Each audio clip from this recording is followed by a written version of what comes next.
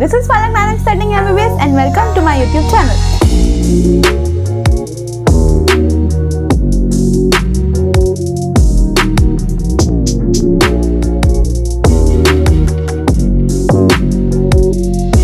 आज हम लोग स्टार्ट करने वाले हैं very important topic microbes in human welfare का, that is sewage treatment plant, STP। बहुत इंपॉर्टेंट है।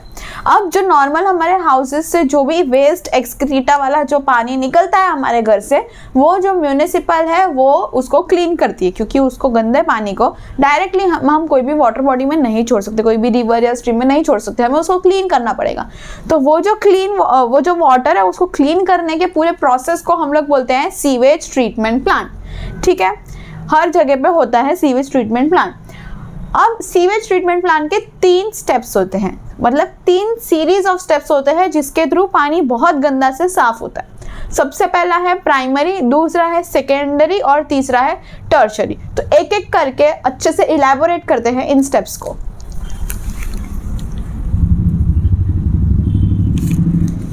सबसे पहला है हमारे पास प्राइमरी ट्रीटमेंट।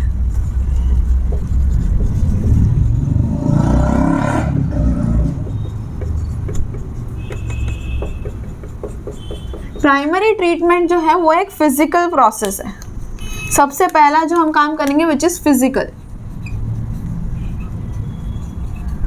और उसमें क्या होता है फिल्ट्रेशन एंड सेडिमेंटेशन, जो नॉर्मल जो हम लोग बचपन में पढ़ते आ रहे हैं।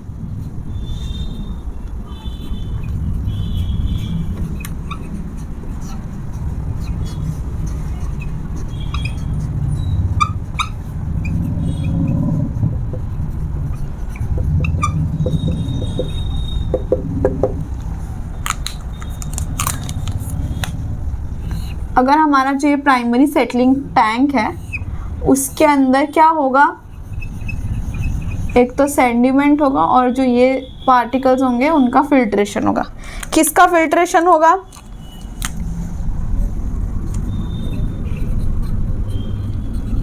जो भी फ्लोटिंग पार्टिकल्स होंगे उनका हम करेंगे फिल्ट्रेशन। और जो ग्रिट बोलते हैं, इसको क्या बोलते हैं? ग्रिट। सॉइल को या पेबल को हम ग्रिट बोलते हैं। वो नीचे सेटल हो जाएंगे। तो जो नीचे सेटल हो गए वो सब क्या है?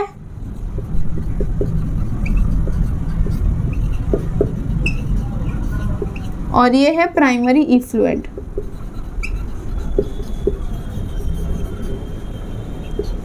और ये जो प्राइमरी इफ्लुएंट है ये हमारा पहला स्टेप था। वो प्राइमरी इफ्लुएंट जो है वो जाएगा हमारा सेकेंडरी ट्रीटमेंट के पास मतलब सेकेंडरी ट्रीटमेंट के लिए जाएगा हमारा प्राइमरी इफ्लुएंट। इसका क्या काम है? कचरे को क्या हमने फेंक दो। समझ गए इतना? अगेन बहुत सिंपल है। प्राइमरी तो सबसे इजीएस्ट है। सबसे पहला प्राइमरी है जो कि फिजिकल प्रोसेस है। 2 चीज, फिल्ट्रेशन सेडिमेंटेशन। फ्लोटिंग जो पार्टिकल्स होंगे उनका फिल्ट्रेशन, ग्रिट का होगा सेडिमेंटेशन। Done, dusted. अब जो प्राइमरी स्लज है उसको फेंक देंगे, प्राइमरी इफ्लुएंट है उसको हम लेके जाएंगे सेकेंडरी ट्रीटमेंट में। कचरा हमें फेंक देना है, जो पानी हमारा थोड़ा सा साफ हुआ है उसे हमें और साफ करना, तो सेकेंडरी ट्रीटमेंट में लेके जाएंगे। ये था हमारा फिजिकल प्रोसेस। दूसरा है हमारे पास सेकेंडरी ट्रीटमेंट।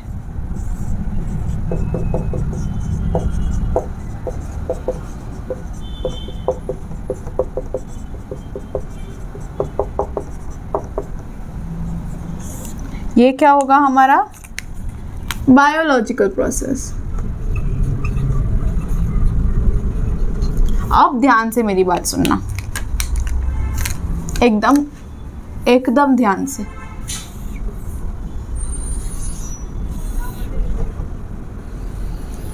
इसे हम बोलते हैं लार्ज एरिएशन या एरेशन टैंक। ये है हमारा सेकेंडरी ट्रीटमेंट, जहां पर हमारा सेकेंडरी ट्रीटमेंट होगा।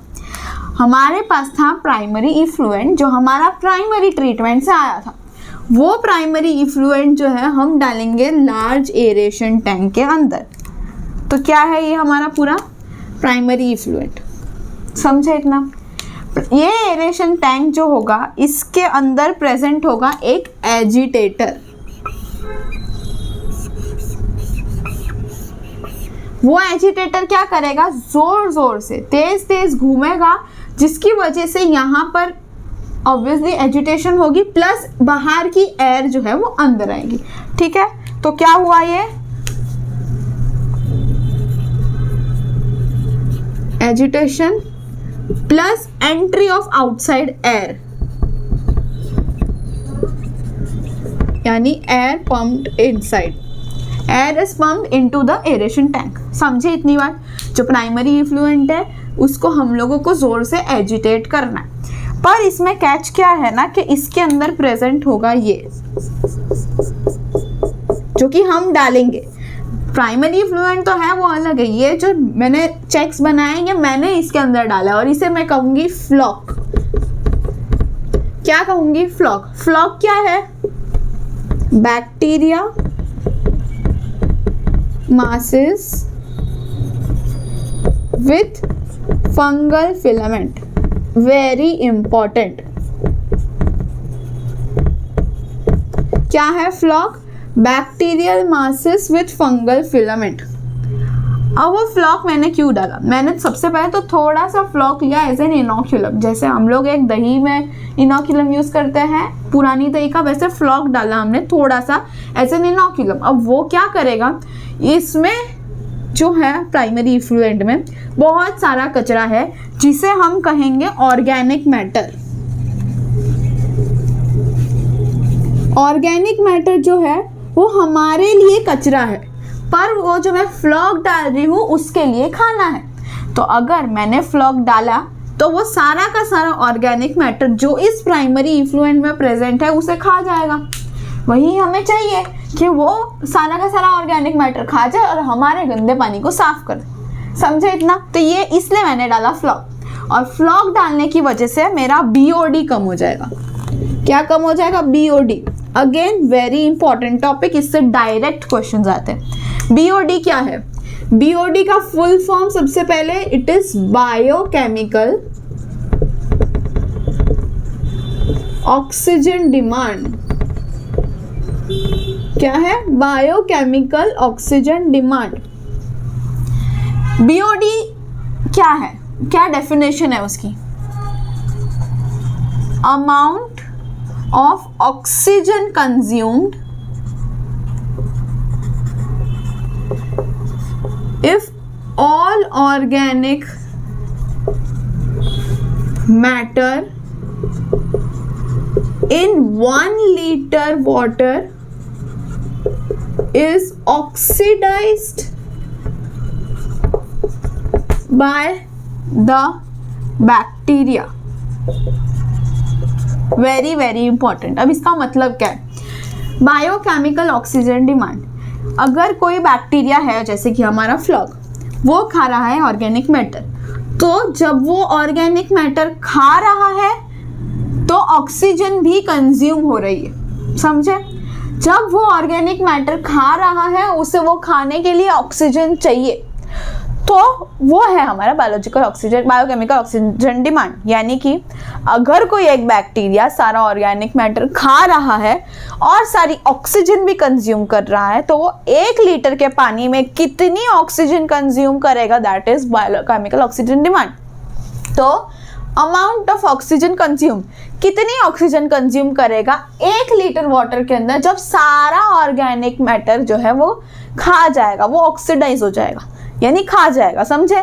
तो 1 लीटर पानी के अंदर कितना ऑक्सीजन बनेगा अगर मैं सारा का सारा खा जाऊं organic matter? That is biochemical oxygen demand. अगर मैं आपको बोलूं कि बायोकेमिकल ऑक्सीजन डिमांड ज्यादा है, तो इसका मतलब पानी के अंदर ऑर्गेनिक मैटर ज्यादा है, तो इसलिए ज्यादा पॉल्यूटेड हुआ वाटर। समझे? याद रखना। अब बायोकेमिकल ऑक्सीजन डिमांड क्या बताना चाह रहा है? वो बताना चाह रहा है, मतलब अगर बायोकेमिकल ऑक्सीजन डिमांड है तो वो क्या बता रहा है कि ऑक्सीजन ज्यादा कंज्यूम हो रही है। तो it is the measure of amount of oxygen consumed. अब जितनी ऑक्सीजन कंज्यूम हो रही हो उतना ज्यादा वो ऑर्गेनिक मैटर खाएगा। तो इनडायरेक्टली बायोकेमिकल ऑक्सीजन डिमांड क्या बताता है? Amount of organic matter. समझे कि नहीं? थोड़ा मैंने हैपहैज़ार्ड लिखा है, आप थोड़ा सही से लिख देना। अब समझ में आ रहा है कि नहीं आ रहा? देखो बायोकेमिकल बात नहीं, तो शुरू से शुरू करते हैं। मैंने प्राइमरी में सिर्फ 2 चीज़ करी, फिल्ट्रेशन, सेडिमेंटेशन। उससे हमारा बना प्राइमरी इफ्लुएंट। वो प्राइमरी इफ्लुएंट मैं यहाँ पे लेके आई सेकेंडरी ट्रीटमेंट के लिए। सेकेंडरी ट्रीटमेंट हम करेंगे लार्ज एरेशन टैंक में। उस टैंक में एजिटेटर है जो जोर जोर से घूमेगा और सारी की सारी एयर पंप करेगा अंदर। ये हमारा फंक्शन है एजिटेटर का। दूसरी चीज़ मैंने डाली थी इसमें फ्लॉक। अब फ्लॉक मैंने क्यों डाला? सबसे पहले तो फ्लॉक क्या है कि masses of bacteria with fungal filaments. वो एक तरीके के बैक्टीरिया और फंगाई है, तो वो क्या करेंगे? ऑर्गेनिक मैटर को खाएंगे जो भी प्राइमरी इफ्लुएंट में प्रेजेंट होगा। वो ऑर्गेनिक मैटर को जब खाएंगे तो ऑक्सीजन भी कंज्यूम होगी। अगर ऑर्गेनिक मैटर खाएंगे, ऑक्सीजन कंज्यूम होगी, तो हमारा बीओडी क्या होगा? कम हो जाएगा। क्यों कम हो जाएगा? क्योंकि अमाउंट ऑफ ऑक्सीजन कंज्यूम खत्म हो गया, मतलब अब नहीं बची, तो बीओडी क्या होगा? कम हो जाएगा। अगर बीओडी कम हो गया इसका मतलब क्या है? हमारा पानी साफ हो गया। इसलिए अब हमारा सेकेंडरी ट्रीटमेंट पूरा हुआ। Coming to BOD, BOD exactly क्या है? Amount of oxygen consumed if all the organic matter in 1 liter of water is oxidized by the bacteria। मतलब कि जो बैक्टीरिया है वो 1 लीटर पानी के अंदर सारा का सारा ऑर्गेनिक मैटर अगर खा गया यानी ऑक्सीडाइज कर गया तो कितनी ऑक्सीजन कंज्यूम हुई? That is biochemical oxygen demand.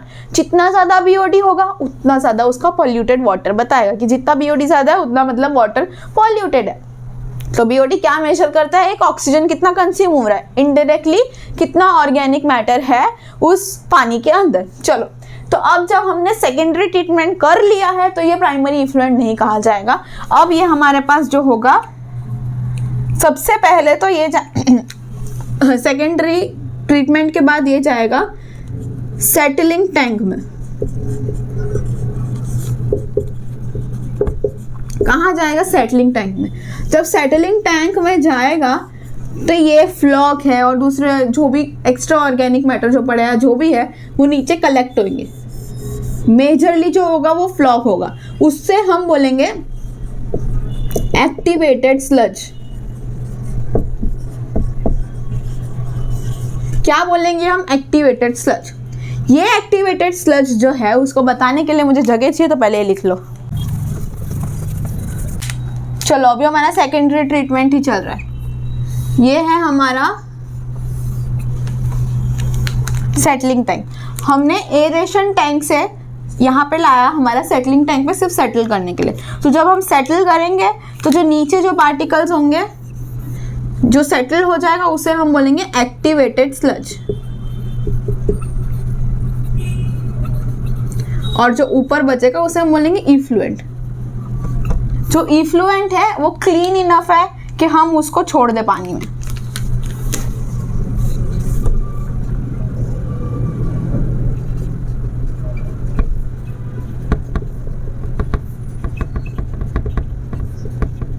Water bodies में भेज दिया जाता है, जैसे कि रिवर हो गया, स्ट्रीम्स हो गया, ये इफ्लुएंट को हम भेज देते हैं। हमने इतना साफ कर लिया। अब जो एक्टिवेटेड स्लज है उसका हमारे पास 2 काम है। एक है इनोक्यूलम और एक है एनएरोबिक स्लज डाइजेस्टर।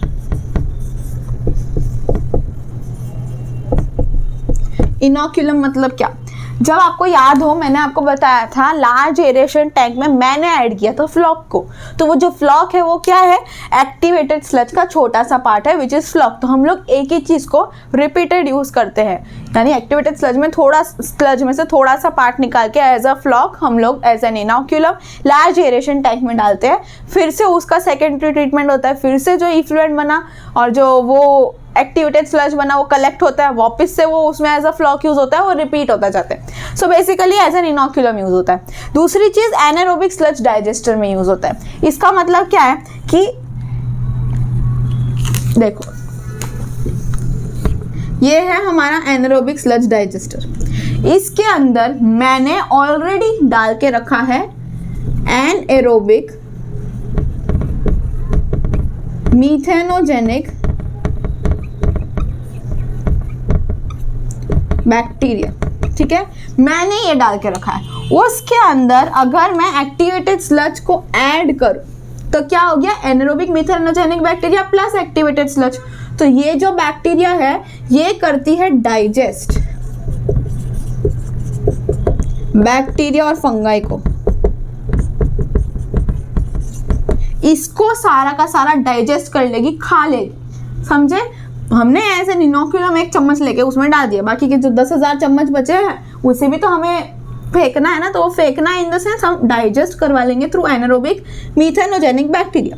अब वो जब डाइजेस्ट करते हैं ना, उस प्रोसेस में रिलीज होती है कुछ gases which is methane, hydrogen sulphide, उसके अलावा है कार्बन डाइऑक्साइड। ये 3 गैसेस रिलीज होते हैं जिसे हम कहते हैं बायोगैस।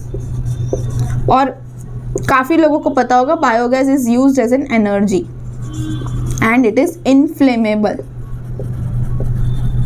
ये भी इंपॉर्टेंट है, समझे।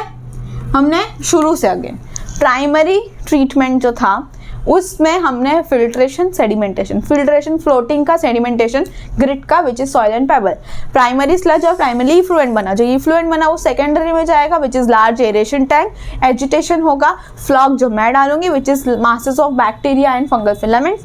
तो उससे क्या होगा, सारा ऑर्गेनिक मैटर ऑक्सीडाइज होगा जिसकी वजह से बायोकेमिकल ऑक्सीजन डिमांड कम होगा। अगर बायोकेमिकल ऑक्सीजन डिमांड कम होगा इसका मतलब हमारा पानी साफ हो गया, तो उसे हम सेटलिंग टैंक में लेके जाएंगे, सेटल करेंगे थोड़ी देर, तो हमारे पास डिफरेंट हो जाएगा, मतलब सेपरेट हो जाएगा एक्टिवेटेड स्लज और जो हमारा नॉर्मल इफ्लुएंट है वो। इफ्लुएंट को हम डायरेक्टली पानी में छोड़ सकते हैं और एक्टिवेटेड स्लज जो है उसको एज एन इनोकुलम यूज कर सकते हैं वापस सेकेंडरी टैंक में जाने के लिए।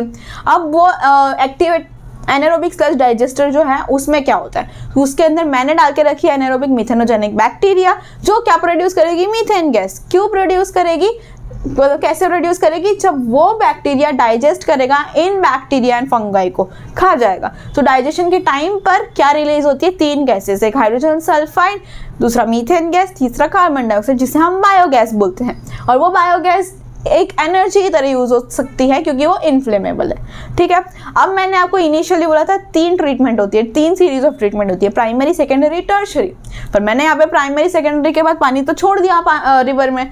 सुनो, टर्शरी ट्रीटमेंट भी इंपॉर्टेंट है। अगर ये पानी ऐसे छोड़ दिया तो छोड़ दिया, ठीक है, लेकिन अगर हमें ऐसे डोमेस्टिक यूज करना है उसको तो हम ये वाला पानी यूज नहीं कर सकते, हमें और एक ट्रीटमेंट के थ्रू जाना पड़ेगा विच इज टर्शरी ट्रीटमेंट और केमिकल प्रोसेस। चलो, तीसरा ट्रीटमेंट इज हमारा टर्शरी ट्रीटमेंट।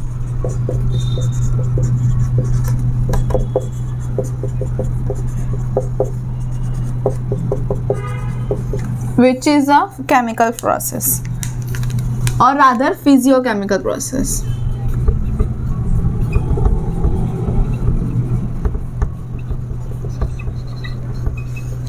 ये तब होता है जब हमें वाटर को यूज करना है फॉर डोमेस्टिक पर्पस।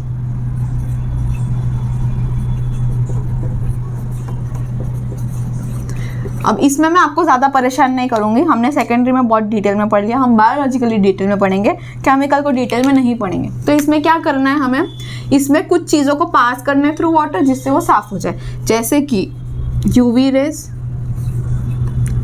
फिर उसके बाद ओजोन, क्लोरीन गैस, एक होता है पर chlorate salt,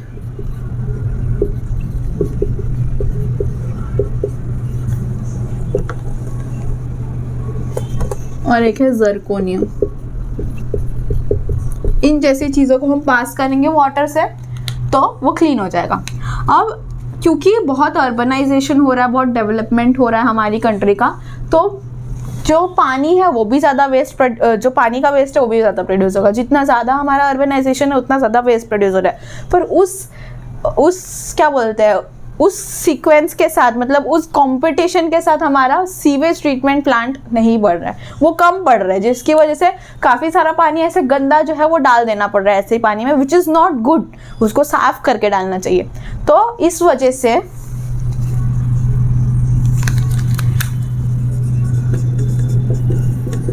ministry of health and welfare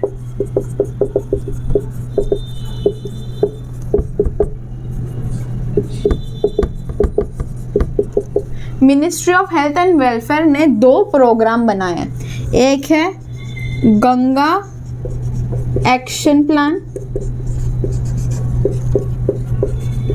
जो 1985 में बनाया था, एक और है which is Yamuna action plan.